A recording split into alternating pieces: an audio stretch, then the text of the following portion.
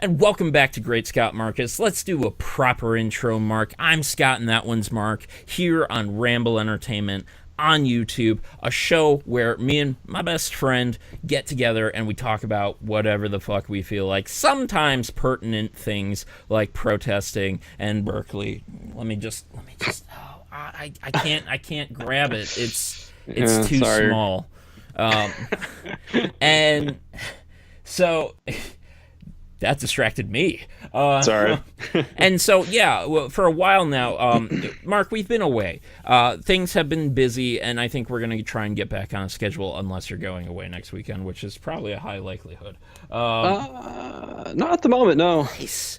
Bizarre, right? What we wanted to talk about with pertinence, and in an episode I probably will attempt to post this week, I want to talk about protesting. We wanted to talk about protesting. Want to talk about that leading into our next ramble, probably string these rambles right together. Mark, I think what I want to first start off with is that there has, technically, there has not been a successful movement that involved a lot of protesting, a lot of marches since women's rights. I've kind of been bringing this up a lot this week. This was brought on by, I believe, I want to say Philip DeFranco on the Philip DeFranco show on YouTube. And when he brought that up, I couldn't help but be curious. So I did some Googling. And I did a lot of, I don't want to say a lot, I want to say a good amount of reading on women's rights, maybe like upwards of 40 minutes to an hour. What this lends to me, and I think I'm a bit off on my timeline. I want to say the women's rights movement was roughly 50 years ago, but it might be 60 to 70 at this point. I told someone 50 years ago, and I think I was wrong in that moment. It's probably closer to 70 considering... Go on. Go ahead. I always seem to forget it's like almost 2020. Yeah, ever since 2000, I've just stopped like adding years. So yeah, I'm like, God damn, that was a long time ago. Yeah, I know. The reason I want to bring this up is because obviously there's been a lot of protesting going on. In fact, some of the protesting has turned into rioting, which we'll talk about shortly. And what I really want to hone in on is that protesting is a form of delivering a message. And I don't want to tell people that protesting is wrong, because I don't think it is. I think it's great to practice one's right to First Amendment speech. I definitely want to say that the reason that it doesn't seem to be gaining a lot of traction, at least on the front of like, and I don't want to jump into politics on this one. You've requested that we kind of lean away from politics, and I want to satisfy that, because I think there's enough people talking about politics lately. When it's really necessary, we'll probably talk about it to jump in on that conversation. But right now, sure. I just want to stay on protesting and the message of protesting. Women's rights worked for a great many reasons. One, because it was kind of obvious. Two, it didn't matter who was marching. Men, women, black, Asian, white, Hispanic, what have you. Anybody marching in that movement was a part of one simple message. Women deserve equal rights. And that's kind of what is lost here with all of this protesting that has been going on, especially surrounding Donald Trump. What are you protesting for? Well, there's been this ban. Is it a ban for Muslims? Are you protesting the ban for Muslims? Are you protesting the ban or the keeping out immigrants? Are you protesting keeping out illegal immigrants? Are you just protesting Donald Trump? Are you protesting people who have green cards and should be allowed back into the country? What are you like? What is the message? And that, I think, is one of the fundamental problems. People who were protesting immediately after the election, who might have said something like, well, I just don't, I can't stand by him because he's a racist and a sexist. But I agree that, I think that people should be entering the country in a legal manner.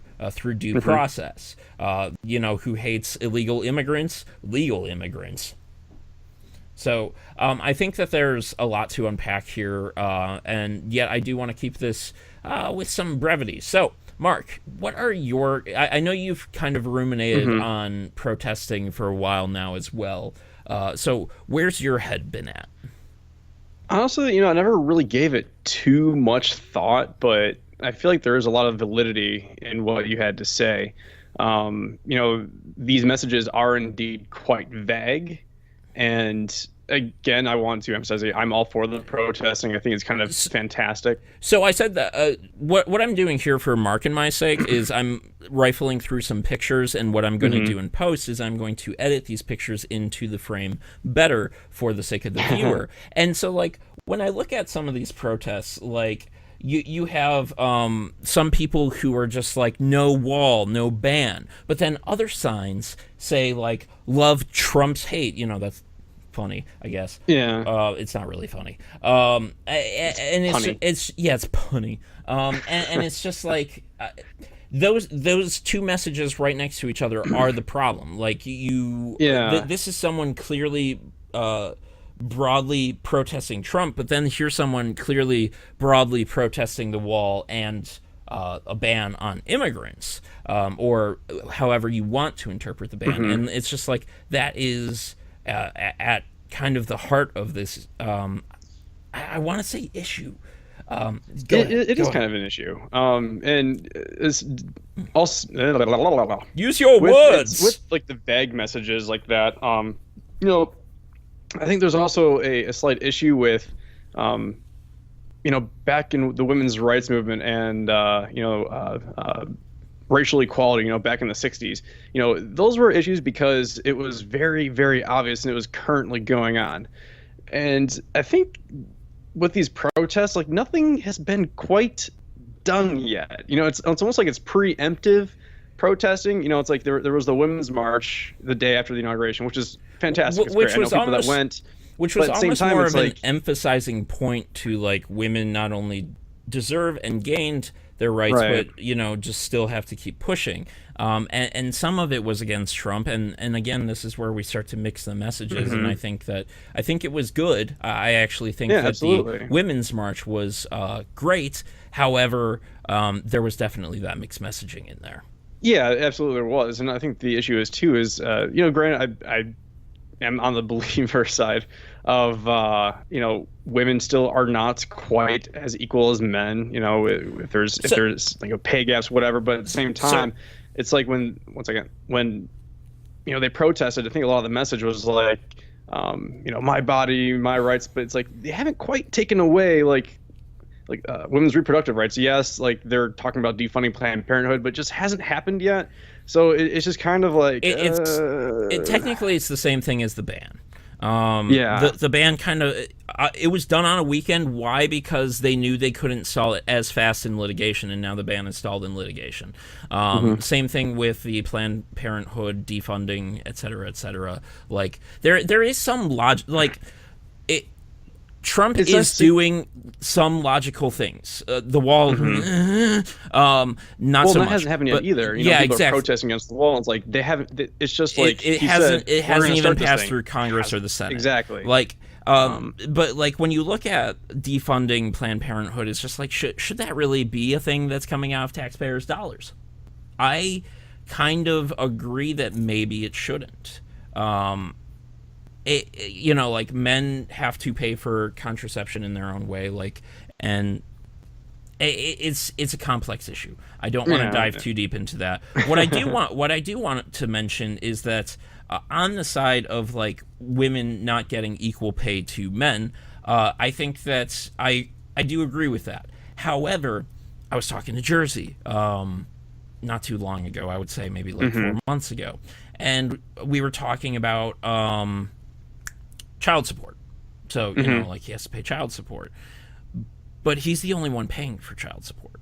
So, like, even if his son was living with him, he'd still have to pay his baby mama. and that's kind of, I think, where things start to hit snags.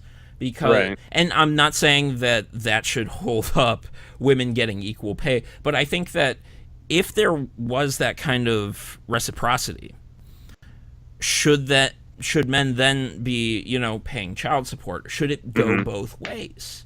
And again, I don't want to dive too deep into that conversation. That could be a whole nother ramble or even a whole topic for another time. But I think those questions are important. And again, I personally don't land on either side. I think, again, the Women's March was very successful compared to a lot of marches and protests that are currently going on.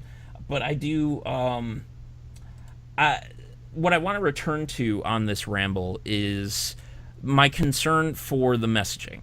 I think that there is, or should I say the delivery of the message. So we as Americans, and even, you know, a lot of other first world countries around the world, our generation, generations younger than ours, have grown up with kind of the notion, we've been given this empowerment that our opinion matters.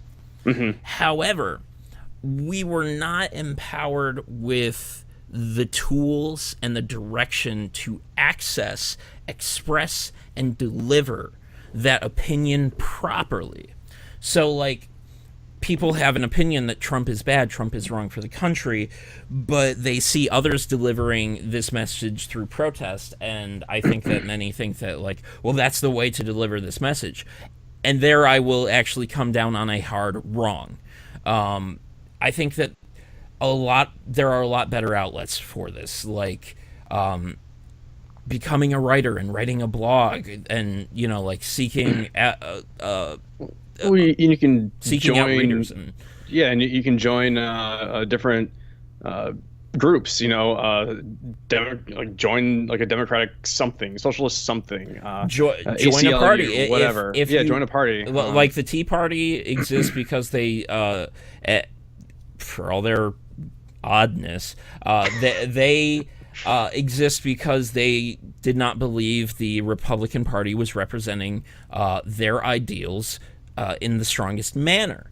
And so they do have some influences within the Republican Party. I'm not saying go to the extremes that the Tea Party kind of goes to in their beliefs, but if you want more middle ground between the Republicans and the Democrats, then form a moderate party or join the moderate party and help to form it. But that's not entirely effective. So, like, one of the things I do think about that technically could have been effective was the what was that thing that happened at Wall Street, where they basically formed a homeless camp around. Oh yeah. Fuck, what was that about? Yeah, that was the problem. So, like, they basically Occupy Wall Street. So basically, these people kind of like set up this homeless camp near Wall Street, and it was this movement to protest the effect that Wall Street the effect and the influence that Wall Street had on the nation and the economy. However, there was no real message there. It wasn't, okay, we're here, we're all here, gathered to talk. It was kind of just like, we're going to take back Wall Street, and then a bunch of people went, and they didn't seem to really know what to do from there. Instead, if they had just, like, welcomed people to come and talk with them, well, that's really one of the big problems, and I don't want to dive too deep into this because we're going to talk about that next with Berkeley, but that's one of the big problems, is that people start protesting, and then they don't really know what to do when they're confronted, and instead it kind of turns to rage, it turns to violence, when instead Occupy Wall Street was mostly peaceful. And what they could have done was they could have welcomed people to come and talk to them, and almost technically they had no legal right to set up a homeless camp there, but they could have obviously welcomed people to come onto the grounds that they were protesting on and talk with them and say, this is what we want. We want this amount of transparency to get us to leave, or at all. I don't know, but The problem with protesting is that you can see when it doesn't gain ground. Mm-hmm. And obviously, I just kind of derailed on what I was trying to make a point there with, was that there has to be other avenues. Unfortunately, I can't identify those other avenues because I'm in a hurry and I didn't do enough thinking on this. Well, I think it's kind of hard. Like, you mentioned, if you try to publicly get out your word, it's extremely hard to do right now, and especially, if it's something political and you got town hall meetings are effective still. I'm sorry. I just have the thought that like town hall meetings are effective. Oh yeah, Go to your absolutely. town hall meetings. Sit in on city council meetings. Like, you can call your representatives. That's apparently a big thing. I don't know if it actually ever works or not. Yeah, but, these don't feel like things that work because it's not like, oh, we're not on you're camera. Not there. Yeah, exactly. We're not. That's... But like these are things that actually have an effect. If you can get 24 to 5 people together to go to the council or the town hall meetings and voice that, like, you need to be putting your voice out there more to stop these things that are happening, I think that that's more effective, because as we're seeing with things like Berkeley, which we're about to get into, these things become unruly, and you demonstrate all the more how this does not get the point across. Mm-hmm. Mark? I think it gives a voice, it gives a presence, which is good. It's, when you have 500,000 women, men, in Washington, D.C. the day after the inauguration saying, hey, here we are, like, this is what we believe in, it's not your thoughts. Like, they have to see that, But it's just, it strikes my curiosity as to wonder how many of those 500,000 people are actually going down these other avenues of, getting involved in their local communities, because you don't see it. But I mean, we could be wrong in there. Like these protests that we have on screen, like 90% of them could be, involved elsewhere. We don't know, but it's just, it's hard to see. But I do see what you're saying. Where it's like these protests are, I think it's good to see, unifies people, blah blah blah. The expression of free speech is correct, as long as it doesn't turn violent, as long as it doesn't turn damaging. Agreed. However, if that were the case, so like if these people were getting involved elsewhere, then what they need to do is they need to get more momentum, like these protests do. These protests gather, hundreds. It's kind of impressive how much momentum they are getting. No, that's the word I don't want to use for it. I don't want to use momentum, because I don't think they're gathering momentum. I think they're just kind of butting up. I think that they're just, obviously they're going to get a following. It's easy to show on camera. A council meeting is not an easy thing to represent on camera. A town hall meeting is not an easy thing to just represent on camera, show people sitting in their seats and talking. And I think, personally, I actually do think that those are the better sources of momentum. And I think if you could gather 50 to 100 people to arrive at these meetings to express that, like, this opinion, this simple message, or technically for these protests, these complex messages of, we like immigrants, we're not a fan of illegal immigrants, and again, this is tailor your message accordingly. Like immigrants, don't like illegal immigrants, but sometimes illegal immigrants deserve, if they want to stay, they have a right to be heard, if they've established something within this country.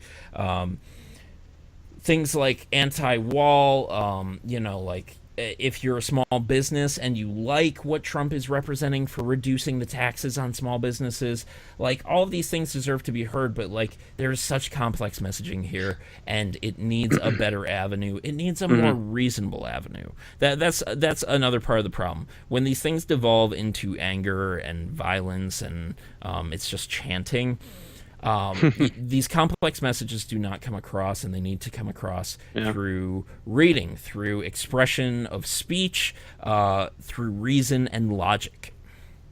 There, I recovered it. I was just, this is probably my last note on this. I was reminded of, I want to say it was Bernie Sanders was saying, I mean, he's actually been very active in this, Yeah. Trump resistance, and I don't remember if it was something I read or what he Well, said, but he's saying that, I want to be very careful with that word too, resistance, because no, Bernie Sanders is not a part of this quote unquote resistance.